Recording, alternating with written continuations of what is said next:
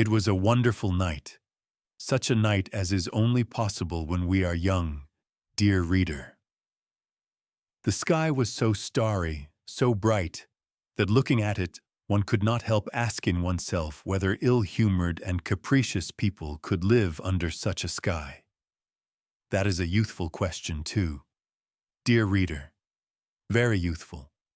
But may the Lord put it more frequently into your heart. Speaking of capricious and ill-humored people, I cannot help recalling my moral condition all that day. From early morning I had been oppressed by a strange despondency. It suddenly seemed to me that I was lonely, that everyone was forsaking me and going away from me. Of course, anyone is entitled to ask who everyone was, for though I had been living almost 8 years in Petersburg, I had hardly an acquaintance. But what did I want with acquaintances? I was acquainted with all Petersburg as it was. That was why I felt as though they were all deserting me when all Petersburg packed up and went to its summer villa. I felt afraid of being left alone, and for 3 whole days I wandered about the town in profound dejection, not knowing what to do with myself. Whether I walked in the Nevsky, went to the gardens, or sauntered on the embankment, there was not one face of those I had been accustomed to meet at the same time and place all the year. They, of course, do not know me, but I know them. I know them intimately. I have almost made a study of their faces, and am delighted when they are gay, and downcast when they are under a cloud. I have almost struck up a friendship with one old man whom I meet every blessed day, at the same hour in Fontanka. Such a grave, pensive countenance. He is always whispering to himself and brandishing his left arm, while in his right hand he holds a long, gnarled stick with a gold knob. He even notices me and takes a warm interest in me. If I happen not to be at a certain time in the same spot in Fontanka, I am certain he feels disappointed. That is how it is that we almost bow to each other, especially when we are both in good humor. The other day, when we had not seen each other for 2 days and met on the 3rd, we were actually touching our hats, but realizing in time, dropped our hands and passed each other with a look of interest. I know the houses too. As I walk along, they seem to run forward in the streets to look out at me from every window, and almost to say, "Good morning." "How do you do? I am quite well, thank God, and I am to have a new story in May," or, "How are you? I am being redecorated tomorrow." Or, "I was almost burnt down and had such a fright," and so on. I have my favorites among them. Some are dear friends. One of them intends to be treated by the architect this summer. I shall go every day on purpose to see that the operation is not a failure. God forbid. But I shall never forget an incident with a very pretty little house of a light pink color. It was such a charming little brick house. It looked so hospitably at me, and so proudly at its ungainly neighbors, that my heart rejoiced whenever I happened to pass it. Suddenly last week I walked along the street, and when I looked at my friend I heard a plaintive, "They are painting me yellow." The villains, the barbarians, they had spared nothing, neither columns nor cornices, and my poor little friend was as yellow as a canary. It almost made me bilious, and to this day I have not had the courage to visit my poor disfigured friend, painted the color of the celestial empire. So now you understand, reader, in what sense I am acquainted with all Petersburg. I have mentioned already that I had felt worried for 3 whole days before I guessed the cause of my uneasiness, and I felt ill at ease in the street. This one had gone and that one had gone. and what had become of the other. And at home I did not feel like myself either. For 2 evenings I was puzzling my brains to think what was amiss in my corner, why I felt so uncomfortable in it. And in perplexity, I scanned my grimy green walls, my ceiling covered with a spider's web, the growth of which Matrona has so successfully encouraged. I looked over all my furniture, examined every chair, wondering whether the trouble lay there. For if one chair is not standing in the same position as it stood the day before, I am not myself. I looked at the window, but it was all in vain. I was not a bit the better for it. I even bethought me to send for Matrona, and was giving her some fatherly admonitions in regard to the spider's web and sluttishness in general. But she simply stared at me in amazement and went away without saying a word, so that the spider's web is comfortably hanging in its place to this day. I only at last this morning realized what was wrong. Why, they are giving me the slip and making off to their summer villas. Forgive the triviality of the expression, but I am in no mood for fine language. For everything that had been in Petersburg had gone or was going away for the holidays. For every respectable gentleman of dignified appearance who took a cab was at once transformed in my eyes into a respectable head of a household, who after his daily duties were over, was making his way to the bosom of his family, to the summer villa. For all the passers-by had now quite a peculiar air, which seemed to say to everyone they met, "We are only here for the moment, gentlemen, and in another 2 hours we shall be going off to the summer villa." If a window opened after delicate fingers, white as snow, had tapped upon the pane, and the head of a pretty girl was thrust out, calling to a street seller with pots of flowers, at once on the spot I fancied that those flowers were being bought, not simply in order to enjoy the flowers in the spring in stuffy town lodgings, but because they would all be very soon moving into the country, and could take the flowers with them. What is more, I made such progress in my new peculiar sort of investigation that I could distinguish correctly from the mere air of each in what summer villa he was living. The inhabitants of Kameny and Aptekarsky Islands, or of the Peterhof Road, were marked by the studied elegance of their manner, their fashionable summer suits, and the fine carriages in which they drove to town. Visitors to Pargalovo and places further away impressed one at first sight by their reasonable and dignified air. The tripper to Krestovsky Island could be recognized by his look of irrepressible gaiety.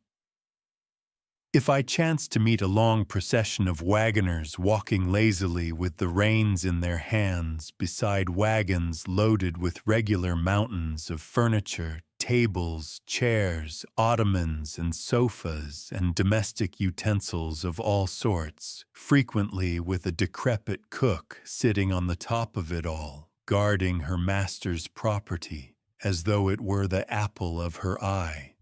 Or if I saw boats heavily loaded with household goods crawling along the Neva or Fontanka to the Black River or the islands, the wagons and the boats were multiplied tenfold, 100-fold in my eyes. I fancied that everything was astir and moving. Everything was going in regular caravans to the summer villas. It seemed as though Petersburg threatened to become a wilderness, so that at last I felt ashamed, mortified and sad that I had nowhere to go for the holidays and no reason to go away. I was ready to go away with every wagon, to drive off with every gentleman of respectable appearance who took a cab, but no one, absolutely no one, invited me. It seemed they had forgotten me, as though really I were a stranger to them. I took long walks, succeeding, as I usually did, in quite forgetting where I was when I suddenly found myself at the city gates. Instantly, I felt light-hearted, and I passed the barrier and walked between cultivated fields and meadows, unconscious of fatigue and feeling only all over as though a burden were falling off my soul. All the passers-by gave me such friendly looks that they seemed almost greeting me. They all seemed so pleased at something. They were all smoking cigars, every one of them, and I felt pleased as I never had before. It was as though I had suddenly found myself in Italy. So strong was the effect of nature upon a half-sick townsman like me, almost stifling between city walls. There is something inexpressibly touching in nature round Petersburg. When at the approach of spring she puts forth all her might, all the powers bestowed on her by heaven, when she breaks into leaf, decks herself out, and spangles herself with flowers. Somehow I cannot help being reminded of a frail, consumptive girl, at whom one sometimes looks with compassion, sometimes with sympathetic love, whom sometimes one simply does not notice.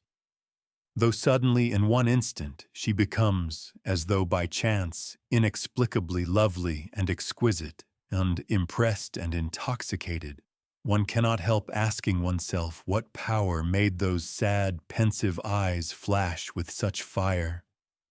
What summoned the blood to those pale, wan cheeks? What bathed with passion those soft features? What set that bosom heaving? What so suddenly called strength, life, and beauty into the poor girl's face, making it gleam with such a smile, kindle with such bright, sparkling laughter? You look round, you seek for someone, you conjecture. But the moment passes, and next day you meet maybe the same pensive and preoccupied look as before, the same pale face, the same meek and timid movements, and even signs of remorse, traces of a mortal anguish and regret for the fleeting distraction.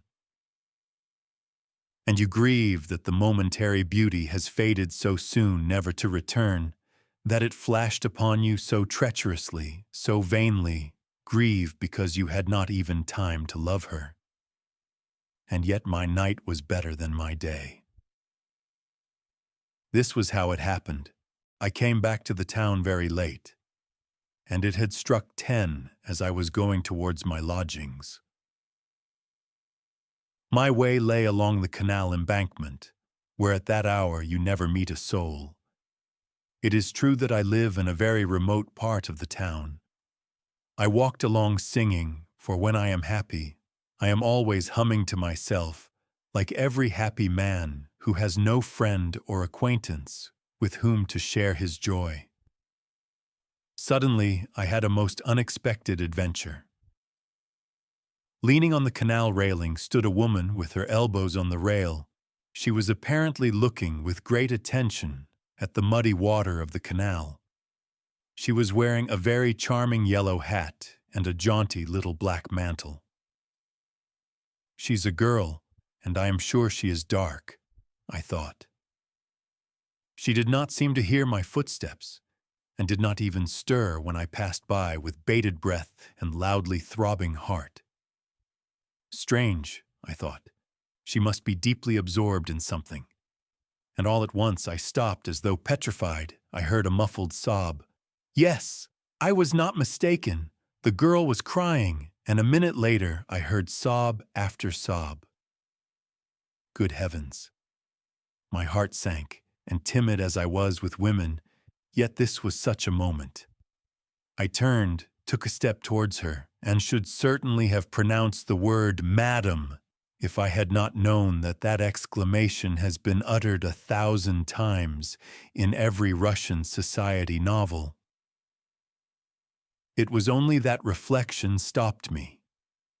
But while I was seeking for a word, the girl came to herself, looked round, started, cast down her eyes, and slipped by me along the embankment. I at once followed her, but she, divining this, left the embankment, crossed the road, and walked along the pavement. I dared not cross the street after her. My heart was fluttering like a captured bird. All at once a chance came to my aid. Along the same side of the pavement, there suddenly came into sight, not far from the girl, a gentleman in evening dress, of dignified years. Though by no means of dignified carriage, he was staggering and cautiously leaning against the wall. The girl flew straight as an arrow, with the timid haste one sees in all girls who do not want anyone to volunteer to accompany them home at night. And no doubt the staggering gentleman would not have pursued her if my good luck had not prompted him. Suddenly, without a word to anyone, the gentleman set off and flew full speed in pursuit of my unknown lady. She was racing like the wind, but the staggering gentleman was overtook her. The girl uttered a shriek, and I bless my luck for the excellent knotted stick which happened on that occasion to be in my right hand. In a flash, I was on the other side of the street. In a flash, the obtrusive gentleman had taken in the position, had grasped the irresistible argument, fallen back without a word, and only when we were very far away, protested against my action in rather vigorous language. But his words hardly reached us. "Give me your arm," I said to the girl, "and he won't dare to annoy us further." She took my arm without a word, still trembling with excitement and terror. Oh, obtrusive gentleman! How I blessed you at that moment! I stole a glance at her. She was very charming and dark. I had guessed right. On her black eyelashes there still glistened a tear, from her recent terror or her former grief. I don't know. But there was already a gleam of a smile on her lips. She too stole a glance at me, faintly blushed and looked down. "There, you see. Why did you drive me away? If I had been here, nothing would have happened." "But I did not know you. I thought that you too—" "Why, do you know me now?" "A little." "Here, for instance, why are you trembling?" "Oh, you are right at the first guess," I answered, delighted that my girl had intelligence. That is never out of place in company with beauty. "Yes, from the first glance you have guessed the sort of man you have to do with." "Precisely. I am shy with women, I am agitated, I don't deny it. As much so as you were a minute ago when that gentleman alarmed you. I am in some alarm now. It's like a dream, and I never guessed even in my sleep that I should ever talk with any woman." "What? Really?" "Yes. If my arm trembles, it is because it has never been held by a pretty little hand like yours. I am a complete stranger to women. That is, I have never been used to them. You see, I am alone. I don't even know how to talk to them. Here I don't know now whether I have not said something silly to you. Tell me frankly. I assure you beforehand that I am not quick to take offense." "No, nothing, quite the contrary. And if you insist on my speaking frankly, I will tell you that women like such timidity. And if you want to know more, I like it too, and I won't drive you away till I get home. You will make me," I said, breathless with delight, "lose my timidity, and then farewell to all my chances." "Chances? What chances? Of what? That's not so nice." "I beg your pardon, I am sorry. It was a slip of the tongue. But how can you expect one at such a moment to have no desire? To be liked, eh?" "Well, yes. But do, for goodness sake, be kind. Think what I am. Here, I am 26, and I have never seen anyone. How can I speak well, tactfully, and to the point? It will seem better to you when I have told you everything openly. I don't know how to be silent when my heart is speaking. Well, never mind. Believe me, not one woman, never, never, no acquaintance of any sort, and I do nothing but dream every day that at last I shall meet someone. Oh, if only you knew how often I have been in love in that way. How? With whom? Why, with no one, with an ideal, with the one I dream of in my sleep. I make up regular romances in my dreams. You don't know me. It's true, of course I have met 2 or 3 women, but what sort of women were they? They were all landladies that. But I shall make you laugh if I tell you that I have several times thought of speaking, just simply speaking, to some aristocratic lady in the street when she is alone, I need hardly say. Speaking to her, of course, timidly, respectfully, passionately, telling her that I am perishing in solitude, begging her not to send me away, saying that I have no chance of making the acquaintance of any woman, impressing upon her that it is a positive duty for a woman not to repulse so timid a prayer from such a luckless man as me. That, in fact, all I ask is that she should say 2 or 3 sisterly words with sympathy, should not repulse me at first sight, should take me on trust and listen to what I say, should laugh at me if she likes, encourage me, say 2 words to me, only 2 words, even though we never meet again afterwards. But you are laughing. However, that is why I am telling you. Don't be vexed. I am only laughing at your being your own enemy. And if you had tried, you would have succeeded, perhaps even though it had been in the street. The simpler the better. No kind-hearted woman, unless she were stupid or still more vexed about something at the moment, could bring herself to send you away without those 2 words which you ask for so timidly. But what am I saying? Of course she would take you for a madman. I was judging by myself. I know a good deal about other people's lives. Oh, thank you, I cried. You don't know what you have done for me now. I am glad, but tell me, how did you find out that I was the sort of woman with whom, well, whom you think worthy of attention and friendship? In fact, not a landlady, as you say. What made you decide to come up to me? What made me? But you were alone. That gentleman was too insolent. It's night. You must admit that it was a duty. No. I mean before, on the other side. You know you meant to come up to me. On the other side? Really, I don't know how to answer. I am afraid to. Do you know I have been happy today? I walked along singing. I went out into the country. I have never had such happy moments. Perhaps it was my fancy. Forgive me for referring to it. I fancied you were crying, and I could not bear to hear it. It made my heart ache, oh my goodness. Surely I might be troubled about you. Surely there was no harm in feeling brotherly compassion for you. I beg your pardon, I said compassion. Well, in short, surely you would not be offended at my involuntary impulse to go up to you. Stop.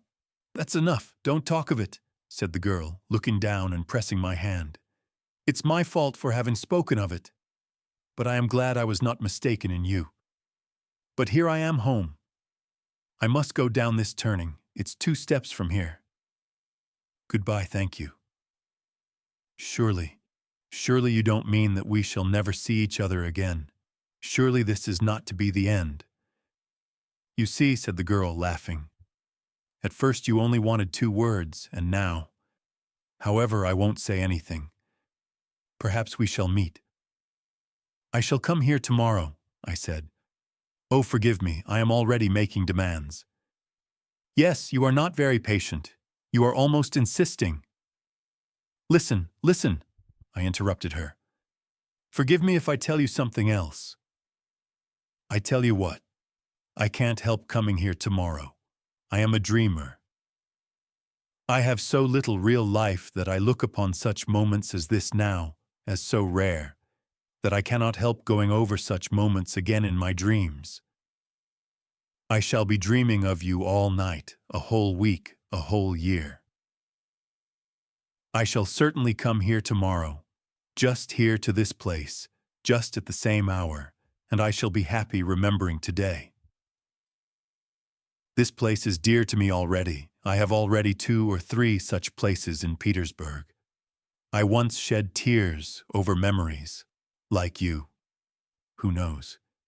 Perhaps you were weeping 10 minutes ago over some memory. But forgive me, I have forgotten myself again. Perhaps you have once been particularly happy here. Very good, said the girl.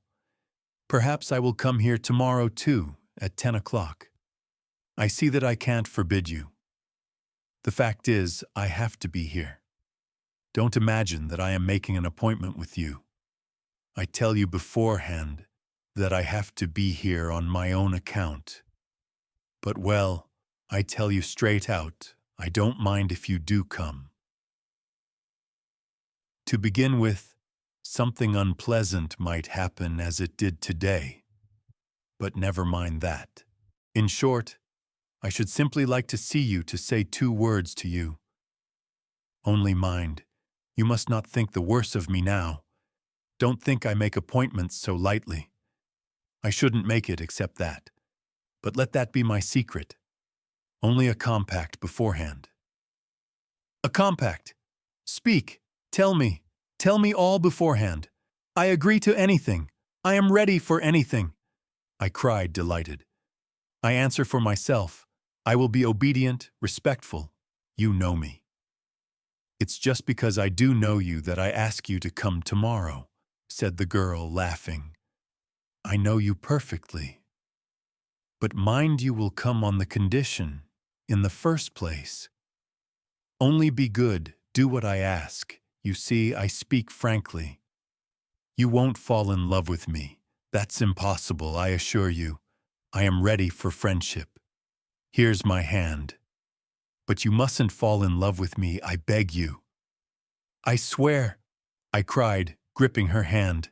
Hush, don't swear. I know you are ready to flare up like gunpowder. Don't think ill of me for saying so. If only you knew I, too, have no one to whom I can say a word, whose advice I can ask. Of course, one does not look for an adviser in the street, but you are an exception. I know you as though we had been friends for 20 years. You won't deceive me, will you? You will see. The only thing is, I don't know how I am going to survive the next 24 hours. Sleep soundly. Good night. And remember that I have trusted you already. But you exclaimed so nicely just now. Surely one can't be held responsible for every feeling, even for brotherly sympathy. Do you know, that was so nicely said, that the idea struck me at once, that I might confide in you. For God's sake do, but about what? What is it? Wait till tomorrow. Meanwhile, let that be a secret. So much the better for you. It will give it a faint flavor of romance. Perhaps I will tell you tomorrow, and perhaps not. I will talk to you a little more beforehand. We will get to know each other better. Oh yes, I will tell you all about myself tomorrow. But what has happened? It is as though a miracle had befallen me. My God, where am I? Come, tell me. Aren't you glad that you were not angry and did not drive me away at the first moment, as any other woman would have done? In 2 minutes you have made me happy forever. Yes, happy. Who knows, perhaps you have reconciled me with myself, solved my doubts. Perhaps such moments come upon me. But there, I will tell you all about it tomorrow. You shall know everything, everything. Very well, I consent. You shall begin. Agreed. Goodbye till tomorrow, and we parted. I walked about all night. I could not make up my mind to go home. I was so happy. Tomorrow.